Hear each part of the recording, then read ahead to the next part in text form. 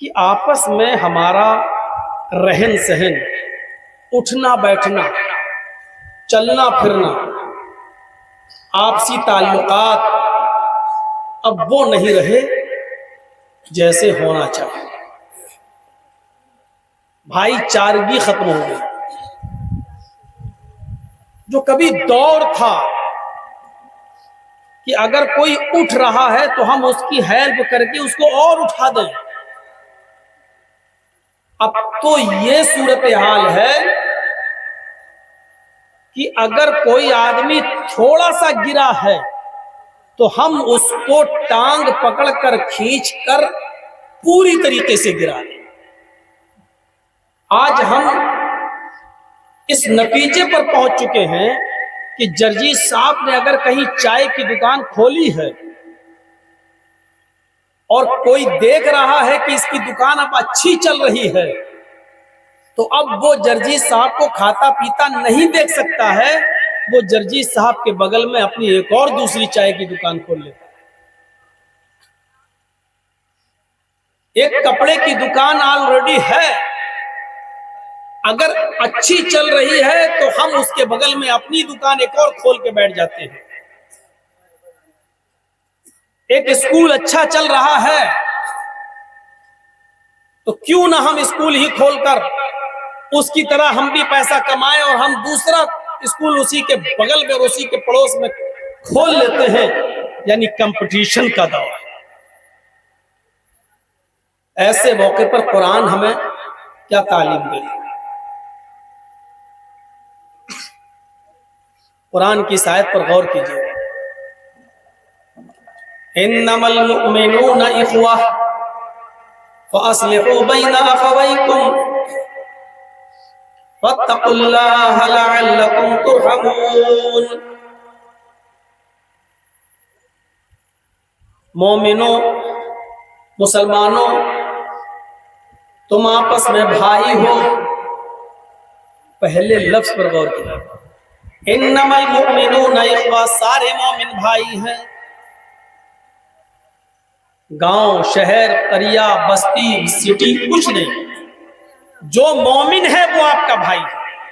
اب چاہے وہ سدھارتھ نگر کا ہو یا گونڈا کا، بلرام پور کا ہو یا تلسی پور کا، بستی کا ہو یا گورکھپور کا، لکھنؤ کا ہو یا دلی کا، انڈیا کا ہو یا پاکستان کا، شری لنکا کا ہو یا نیپال کا، مصر کا ہو یا سعودیہ کا،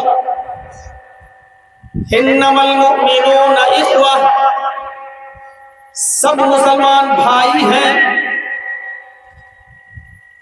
اور آگے پھر دوسری چیز پر غور کیجیے، فَأَصْلِحُوا بَيْنَ أَخَوَيْكُمْ، اگر آپس میں ان بھائیوں کے درمیان کسی معاملے کو لے کر کوئی تضاد ہو جائے، کوئی جھگڑا ہو جائے، کوئی نا اتفاقی ہو جائے، تو یہ پورے سماج اور پوری سوسائٹی کی ذمہ داری ہے کہ ان کو ایک دوسرے سے الگ نہ رہنے دیں، ان کو ایک دوسرے سے جدا نہ رہنے دیں۔ 3 دن، 10 دن، 6 مہینے، 1 سال، 5 سال، 10 سال ان کے درمیان گفتگو ہی نہیں ہو رہی ہے، وہ آپس میں ایک دوسرے سے ملتے ہی نہیں ہیں، شادیوں میں، عقیقوں میں وہ شرکت نہیں کر رہے ہیں۔ یہ مسلم سماج کی ذمہ داری ہے، یہ مسلم سوسائٹی کی ذمہ داری ہے، یہ اس علاقے کے معزز افراد کی ذمہ داری ہے کہ جب وہ یہ دیکھیں کہ فلاں شخص فلاں آدمی سے، فلاں شخص سے آپس میں بات چیت بند ہے، گفتگو بند ہے، بات چیت نہیں ہو رہی ہے، کسی بھی معاملے کو لے کر تضاد ہے، جھگڑا ہے، اللہ رب العالمین اسی سماج کے سربراہ لوگوں کو حکم دے رہا ہے، فَأَصْلِحُوا بَيْنَ أَخَوَيْكُمْ، تم ان بھائیوں کے درمیان صلح کرا دیا کرو، آپس میں ان دونوں کے درمیان جھگڑا ختم کرا دیا کرو۔ فَأَصْلِحُوا بَيْنَ أَخَوَيْكُمْ، یہ تمہاری ذمہ داری بنتی ہے کہ تم ان دونوں کے درمیان صلح کرا دو، ان دونوں کے درمیان بھائی چارگی پیدا کرا دو۔ فَاتَّقُوا اللَّهَ، ہر حال میں اللہ سے ڈرتے رہنا، اللہ سے ڈرتے رہنا۔ یعنی جب صلح کرانے جاؤ تو ادھر بھی اللہ سے ڈرنا. یہاں بڑی عجیب بات کہی اللہ نے, اللہ سے ڈرتے رہنا. کیوں؟ کیونکہ جب آپ صلح کراتے ہیں تو اس وقت تھوڑی سی روح رعایت ہو جاتی ہے. تو آدمی آپس میں لڑے ہوئے ہیں, ہم کو اور مولانا ابراہیم صاحب کو کہہ دیا گیا صلح کراؤ, ڈاکٹر فرید صاحب اور نسیم مدنی صاحب سے ہم لوگوں کو 4 آدمیوں کو کہہ دیا گیا صلح کراؤ. اب ایسے موقع پر میں دیکھتا ہوں کہ فلاں آدمی میرا رشتہ دار ہے, تو اب ہم کوشش کریں گے کوئی ایسی بات کہنے کی جو ہمارے رشتہ دار کے فیور میں جائے, یا سمجھوتا کرنے کی کوشش کریں گے, کچھ لے دے کر معاملے کو بنا لیا جائے اور ہمارا رشتہ دار اس سے بچ جائے. اور جہاں لے دے کر معاملے کو بنانے کی کوشش کی جاتی ہے وہاں انصاف کا مڈر ہوتا ہے, حق کا مڈر ہوتا ہے, حق پر خنجر چلتا ہے. اس لیے فرمایا فاتقوا اللہ, جب تم آپس میں ایک دوسرے کے درمیان صلح کراؤ ہر حال میں اللہ سے ڈرتے رہنا, یعنی انصاف کی بات کرنا, چاہے وہ تمہارے رشتہ دار کے خلاف ہی کیوں نہ جائے. اللہ سے ڈرتے رہنا, لعلکم ترحمون, تاکہ تمہارے اوپر رحم کیا جا سکے.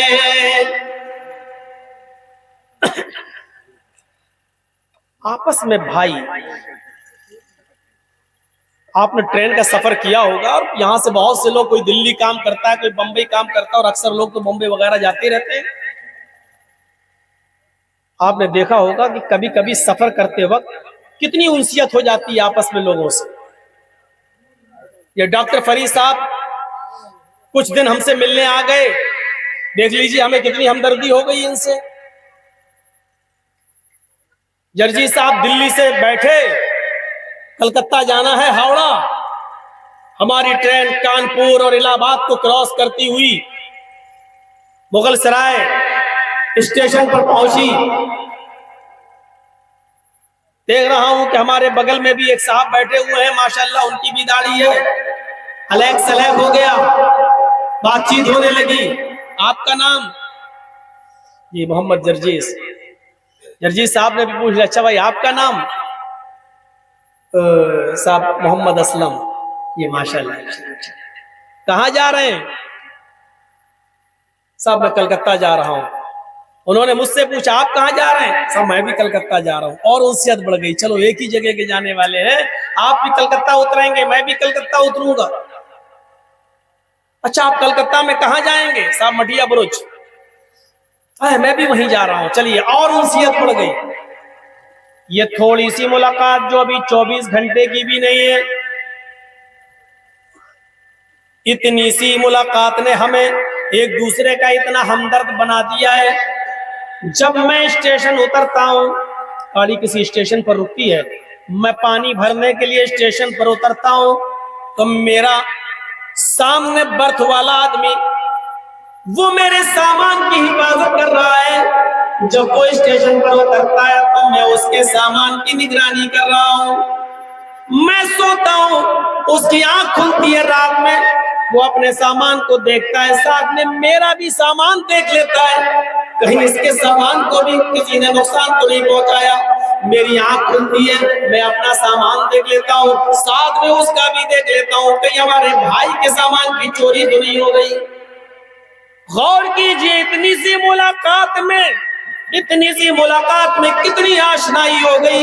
یہ 24 گھنٹے کا بھی سفر نہیں, وہ میرے سامان کی حفاظت کر رہا ہے, میں اس کے سامان کی حفاظت کر رہا ہوں.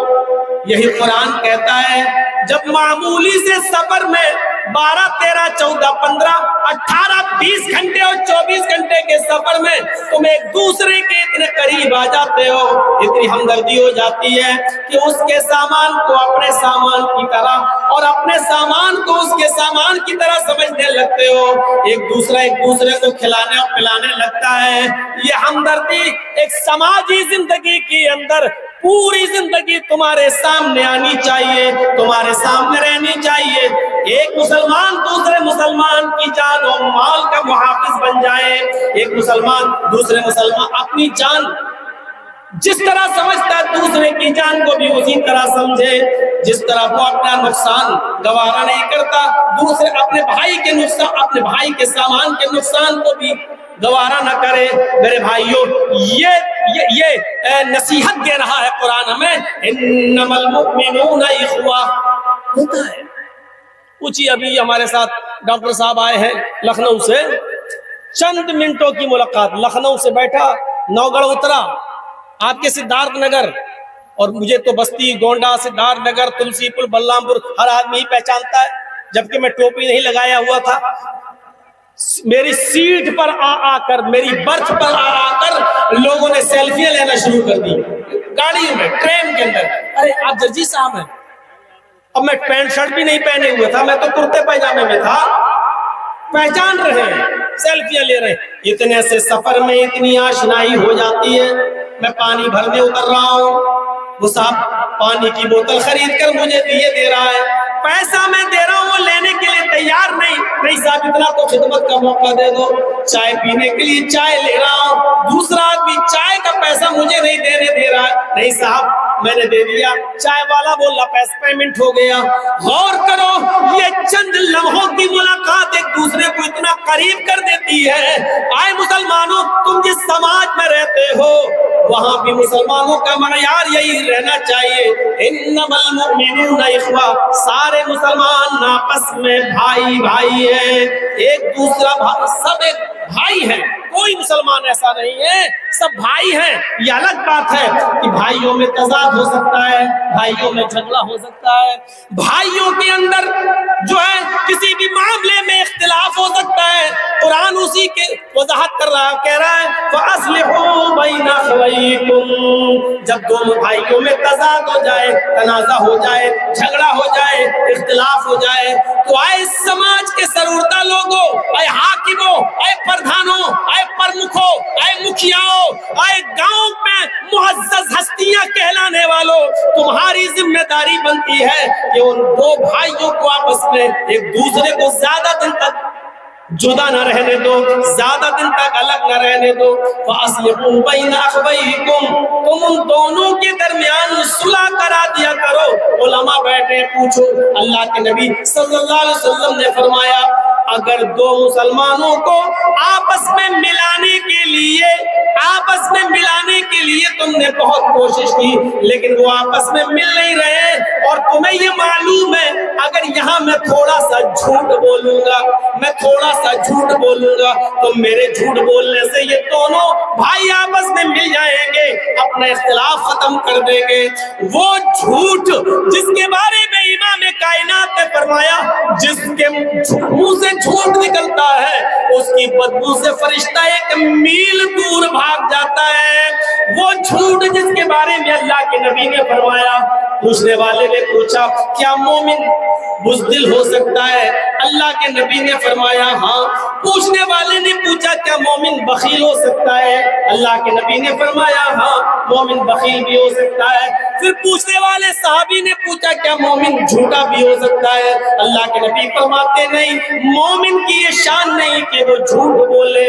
वो नबी जो झूठ को किसी भी कीमत पर गवारा नहीं कर रहे हैं, लेकिन यहाँ फरमाते हैं अगर झूठ बोलने से तो भाई दो मुसलमान आपस में एक हो रहे हैं, अपना झगड़ा खत्म कर रहे हैं, तो यहाँ झूठ बोलकर उन दोनों को एक कर दो, उन दोनों का इख्तिलाफ मिटा दो, उन दोनों को आपस में मिला दो।